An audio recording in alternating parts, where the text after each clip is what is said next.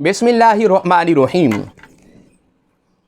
آج آپ کی خدمت میں قرآن سے ہم نے خونی اور بادی ایک بواسیر ہے جو پیشاب کے راستے سے ایک بیماری ظاہر ہوتی ہے۔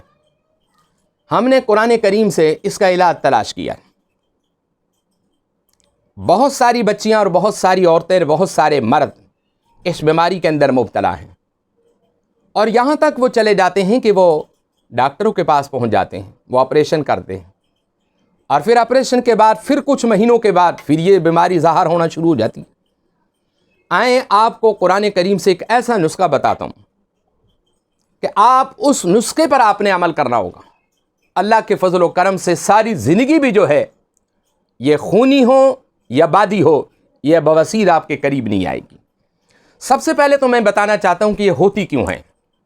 اس کی مین وجہ یہ ہے کہ جب آپ کے معدے میں السر ہو جائے، یہ معدے کے منہ کے اوپر جلن، درد، یا کھانا کھاتے ہیں تو کھانا واپس آ گیا، اس کو کہتے ہیں السر۔ یا آپ کے جگر میں خرابی ہوگی، خون نہیں بن رہا، یا آپ کے معدے میں خرابی ہے، فم میں معدہ ہے، یا آپ کے معدے میں گیس کی شکایت ہے، قبض کی شکایت ہے۔ جب یہ تمام بیماریاں جنم لیتی ہیں معدے کے اندر، تو بواسیر جو ہے شروع ہو جاتی ہے۔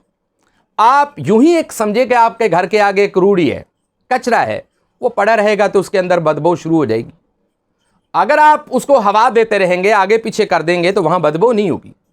اسی طرح آپ کے معدے کی ایک کوالٹی ہے کہ اس معدے کو آپ نے ٹھیک رکھنا ہے۔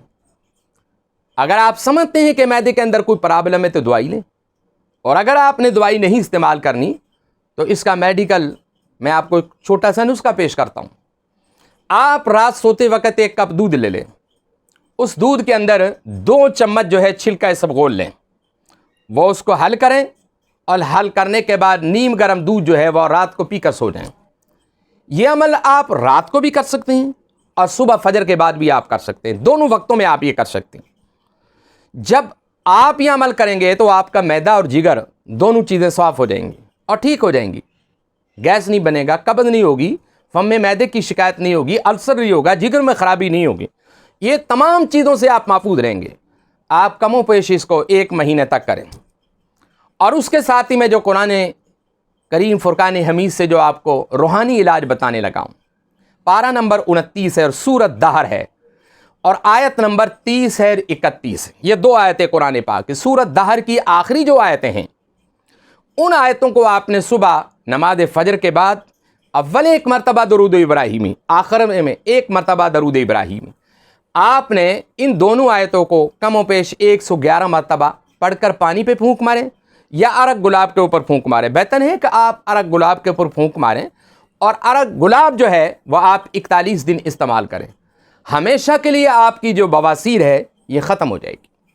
اور قرآن کریم کے آیتیں میں آپ کو پڑھ کر سنا دوں۔ بسم اللہ الرحمن الرحیم، وما تشاءون الا ان یشاء اللہ ان اللہ کان علیما حکیما یدخل من یشاء فی رحمتی والظالمین اعد لهم عذابا علیما۔ یہ قرآن پاک کی 2 آیتیں ہیں۔ وما تشاءون الا ان یشاء اللہ ان اللہ کان علیما حکیما یدخل من یشاء فی رحمتی والظالمین اعد لهم عذابا علیما۔